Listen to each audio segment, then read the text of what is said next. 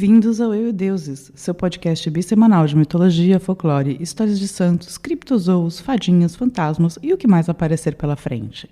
Eu sou a Camila Quintzel e toda semana me divido com a faminta Daniela Benetti contando suas histórias malucas que vocês nem sabiam que queriam ouvir. E hoje nós vamos para o Japão conhecer Ukemoshi e mais duas entidades que se relacionam diretamente com a história dela: Tsukuyomi e Amaterasu.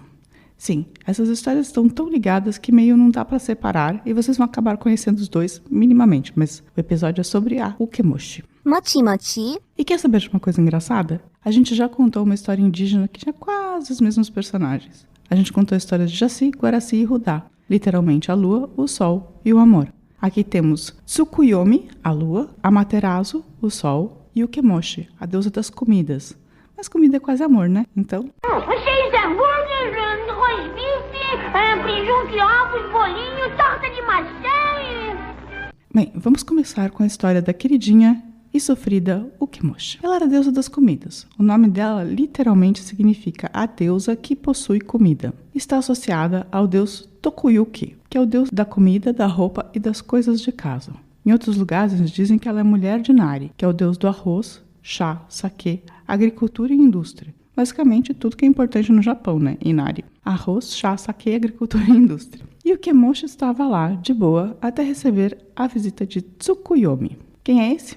Pois é o deus da lua, que faz parte da tríade dos deuses mais importantes da primeira geração.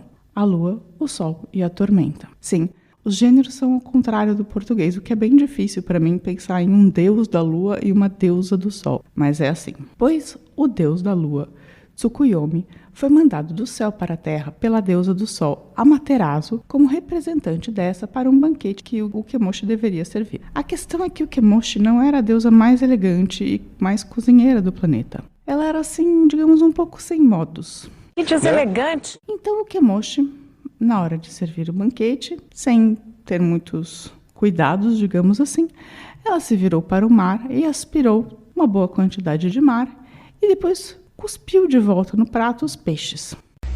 Tá, vamos... Tá. Gente, não dá. Então ela virou-se para a floresta, aspirou, engoliu e regurgitou todo um cervo. Eita. Um gamo inteiro no prato.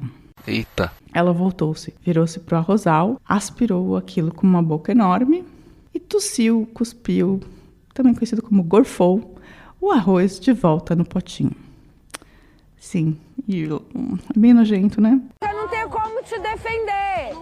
Não tenho como ficar do teu lado, bicha. Sim, agora imagina o deusão da lua lá, né?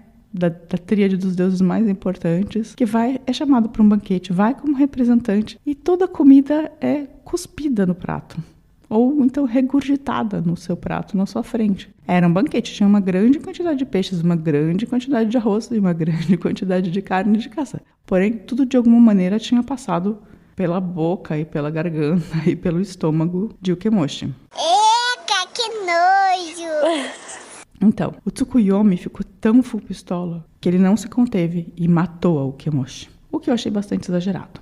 E olha que isso foi na versão boazinha, né? Que ela só engoliu e regurgitou tudo. Porque eu li uma outra versão que ela não verte comida só pela boca. Ela também tira uns arroz do nariz e até ela tira algumas coisas do buraco posterior, inferior. Sim, gente, do cu. Ela tira a comida do cu e coloca na mesa para servir para o Tsukuyomi.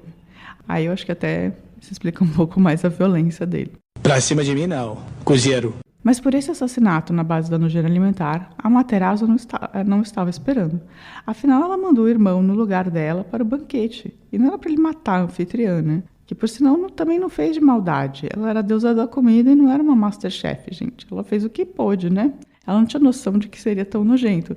E a Amaterasu ficou nessa situação. Gente, eu fui convidada para um banquete, eu mando um representante e o representante mata a pessoa que fez o banquete. Pois bem, dizem que a Amaterasu ficou tão puta com Tsukuyomi que decidiu nunca mais vê-lo. E tá aí a explicação por que o Sol e a Lua nunca se encontram. Foi porque o Senhor Lua matou a pobre da Ukemoshi depois de ela servir esse banquetinho regurgitado para ele. Você tá pensando o quê? Que travesti é bagunça?